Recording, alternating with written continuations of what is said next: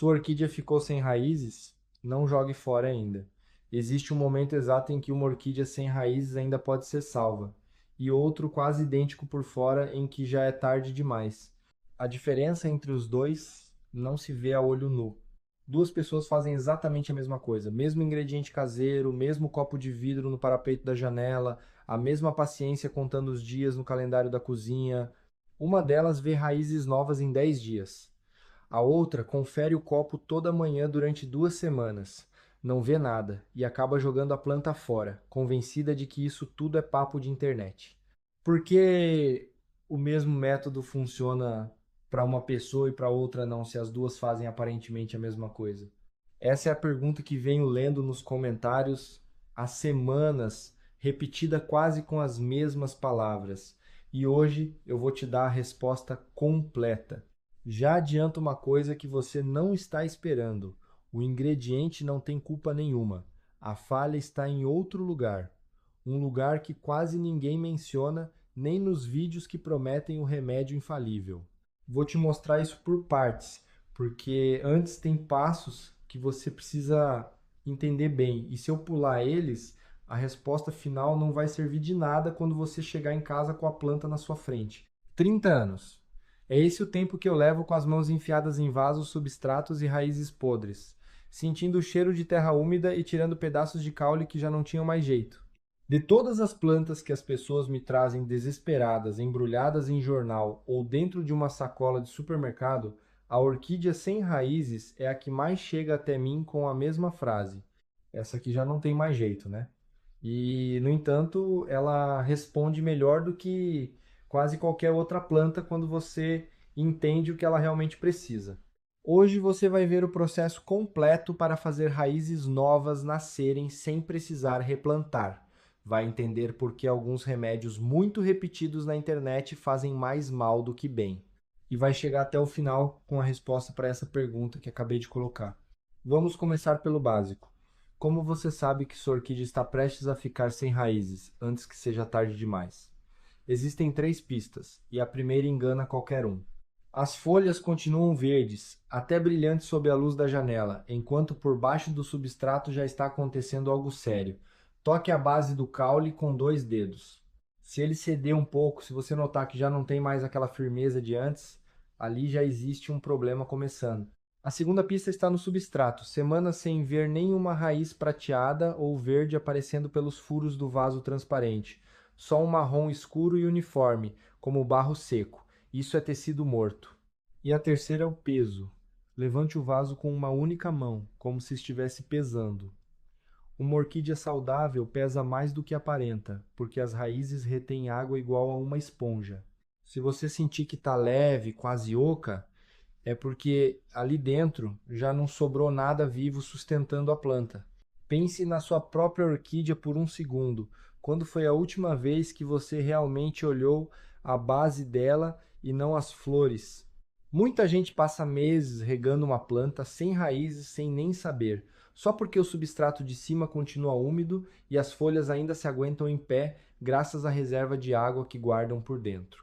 Essa reserva acaba, e quando acaba, não tem mais margem. Reconhecer os sinais a tempo avisa, não salva. E aqui chega a primeira pergunta que realmente importa. Depois que você já viu esses sinais, qual é a primeira coisa que precisa fazer? Porque é exatamente aqui que a maioria erra sem nem perceber. Quando alguém descobre que a orquídea ficou sem raízes, faz o que qualquer um faria: procura na internet. E ali sempre aparecem os mesmos três nomes, quase como uma ladainha: canela, água de arroz, mel. Funcionam? Em parte, mas não para o que você precisa agora. A canela desinfeta feridas de corte, isso é real e comprovado, e por isso tantos jardineiros a espalham sobre um caule recém-cortado. O que ela não faz é gerar raízes novas. Usá-la sozinha é como limpar um arranhão de alguém e esperar que ali cresça um braço novo. A água de arroz traz um pouco de amido, é verdade, mas fermenta em questão de horas, e essa fermentação atrai fungos justo onde a planta está mais indefesa, na ferida aberta da base. E o mel, com toda a fama de antibacteriano, na prática deixa uma camada pegajosa sobre o tecido e essa camada bloqueia o ar que uma raiz em formação precisa respirar o tempo todo, quase como tapar a boca de alguém que está tentando recuperar o fôlego. Já vi orquídeas cobertas de canela em pó de cima a baixo, como se fosse um bolo, sem um único broto novo 3 meses depois. Já vi copos de água de arroz com uma camada esbranquiçada boiando por cima no quarto dia, já cheirando meio azedo. São remédios que soam bem num vídeo curto de 1 minuto, mas que não resistem a uma análise séria quando você entende o que uma raiz realmente precisa para se formar do zero. Nenhum dos três traz a única coisa que realmente falta aqui, um hormônio natural de enraizamento. Então, qual é o ingrediente que tem isso de verdade? Aparece o ingrediente real, o que quase ninguém menciona nesses vídeos de remédios rápidos, não está na cozinha, está no jardim ou em qualquer parque com um córrego ou uma fonte por perto. Água de salgueiro, parece estranho, eu sei, mas tem uma explicação que você mesmo pode comprovar. O salgueiro, aquela árvore de galhos pendentes que cresce perto de rios e áreas úmidas, guarda na casca e nos brotos jovens ácido salicílico e uma substância com nome de laboratório, ácido indobutírico. Esse segundo composto é o precursor natural do hormônio que as plantas usam para gerar raízes. Não é uma simpatia de vó tirada do nada. É química vegetal de verdade, a mesma que depois foi sintetizada em laboratório para fabricar os enraizadores vendidos em qualquer viveiro por uns 40 ou 50 reais o frasquinho. Você consegue de graça com um galho que corta em qualquer parque num domingo de manhã. Aliás, essa técnica não foi inventada por ninguém com canal de jardinagem. Os viveiristas já usavam muito antes de existir um frasco com rótulo e código de barras, porque observaram algo bem simples. As mudas que enraizavam perto de um salgueiro ou em água onde tinham caído galhos de salgueiro criavam raiz mais rápido que as demais, sem nenhuma explicação aparente. Levaram décadas até a ciência dar nome ao que eles já sabiam pela pura observação. A gente só está reciclando esse conhecimento. E aqui eu volto à pergunta que abriu este vídeo. Se a água de salgueiro tem uma base científica tão sólida, por que funciona para uns e para outros não? Usando exatamente o mesmo ingrediente, o mesmo copo, a mesma boa intenção. Ainda não vou te dar a resposta completa, mas já posso te mostrar metade dela agora, com um caso real que me chegou há alguns meses nos comentários de outro vídeo. Um inscrito seguiu o método à risca. Cortou o galho de salgueiro num parque perto de casa num domingo de manhã, segundo ele mesmo me contou na mensagem. Preparou a água num pote de vidro reaproveitado.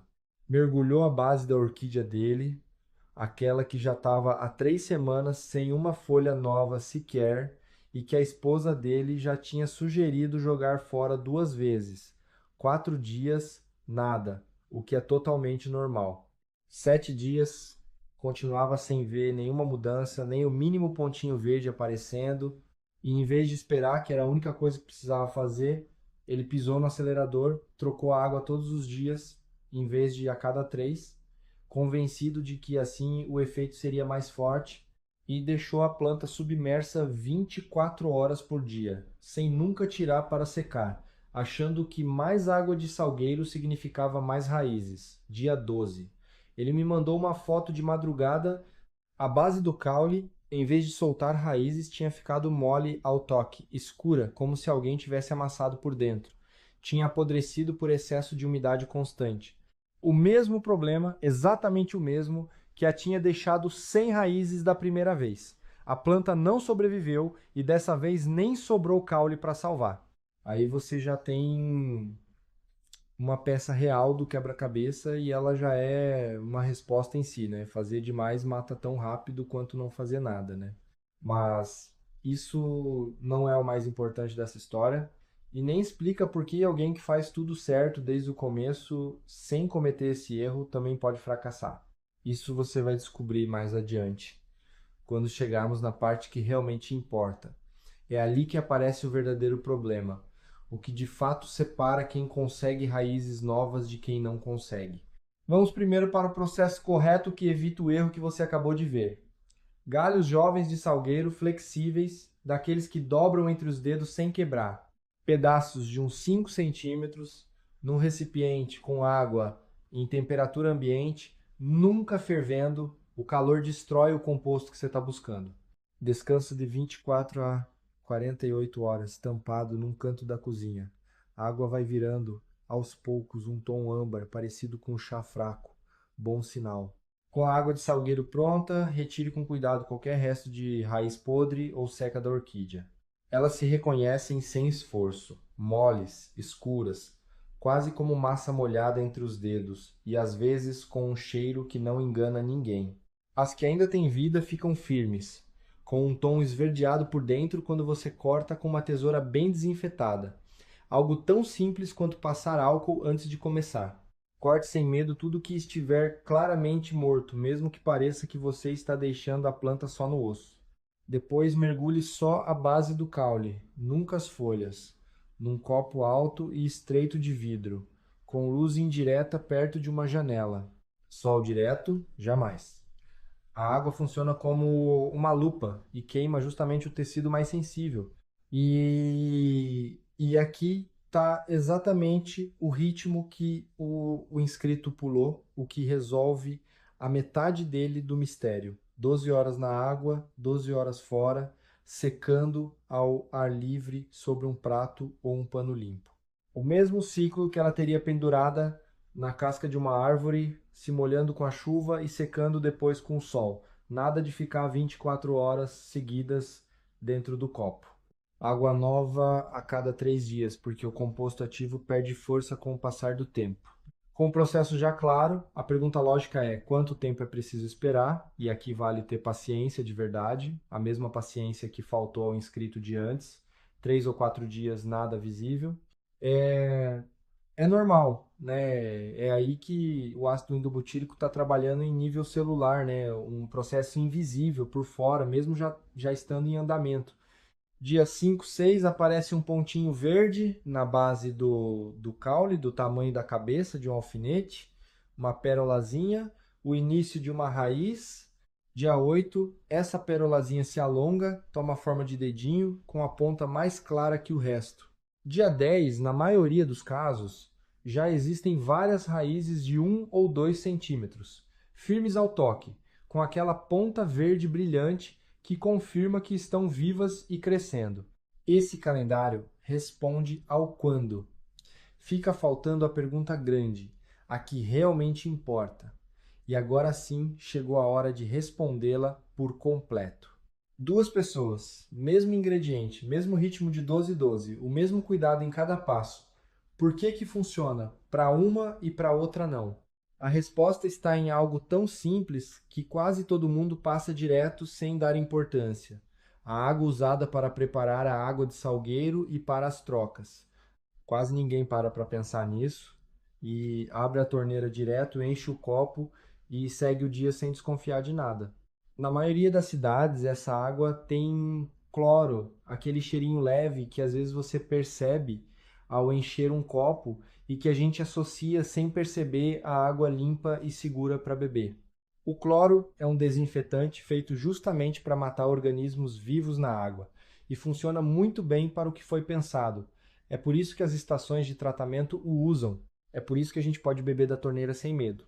As células que estão formando uma raiz nova são organismos vivos em pleno processo de divisão, tão frágeis quanto qualquer tecido que está se regenerando. O cloro não mata elas de uma vez, por isso ninguém percebe nos primeiros dias e o processo parece avançar normalmente. Mas ele vai enfraquecendo o processo, aos poucos, dia após dia, célula por célula, e justo perto do 7º dia, quando aquela raiz minúscula deveria acelerar o crescimento e ganhar os primeiros milímetros visíveis, ela simplesmente para, fica do mesmo tamanho para sempre, como congelada. E a pessoa, sem entender por quê, acha que o método não funciona, quando na verdade estava sabotando tudo desde o primeiro copo de água que tirou da torneira, sem saber. Aí está a resposta completa para a pergunta com que este vídeo começou. Não é o ingrediente, não é a paciência, é a água que você usa para preparar tudo, do início ao fim. Deixe descansar no mínimo 24 horas num recipiente aberto em cima da bancada, para o cloro evaporar naturalmente, ou use água da chuva se tiver como coletar num balde. Essa é literalmente a diferença entre um processo que estanca no dia 7 e outro que chega limpo até o dia 10 com raízes saudáveis. E o que aconteceu depois, quando alguém próximo de mim mudou só esse detalhe, mudou tudo. Vou te contar o que aconteceu com uma vizinha minha, porque isso coloca essa resposta no lugar certo, com nome e sobrenome. Ela tinha uma orquídea de mais de uma década, presente da mãe dela, já falecida, a única planta que tinha sobrevivido a 3 mudanças e a alguns verões sem ninguém para regar.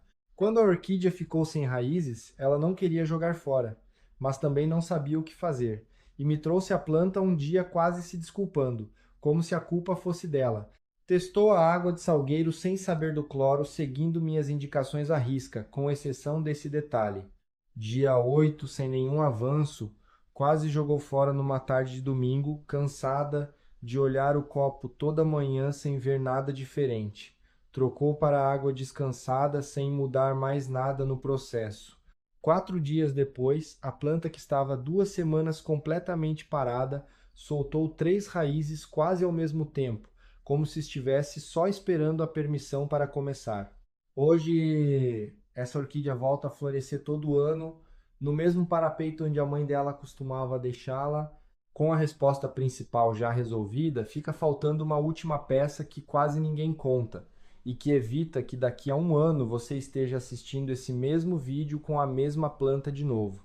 Quando você tiver raízes de 3 ou 4 centímetros, é hora de passar para o substrato, mas não em qualquer vaso.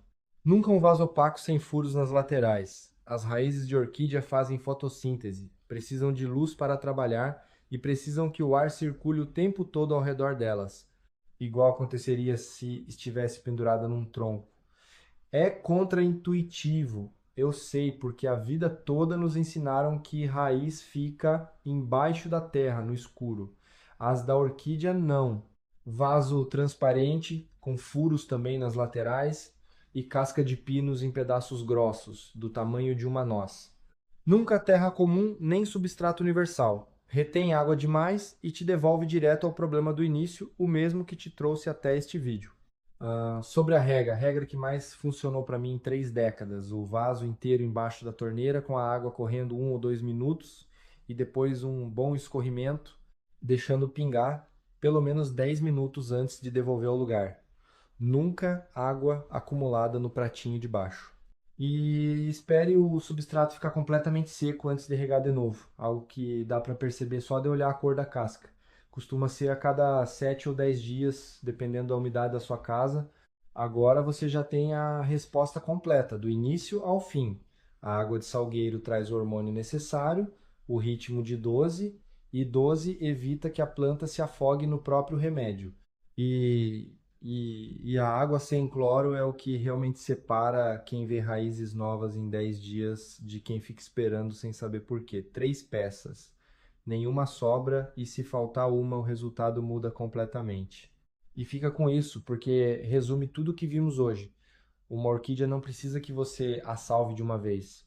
Ela precisa que você dê a ela por 10 dias exatamente as condições que teria pendurada numa árvore, sem nenhuma daquelas que a gente adiciona sem querer, como o cloro que sai da torneira toda vez que enchemos um copo. Se essa planta já te deu flores alguma vez, ela merece essa segunda chance antes de acabar no lixo. Não precisa ser a orquídea da sua mãe para valer a pena tentar. Basta um galho de salgueiro, um copo de vidro e as 3 peças que você já conhece.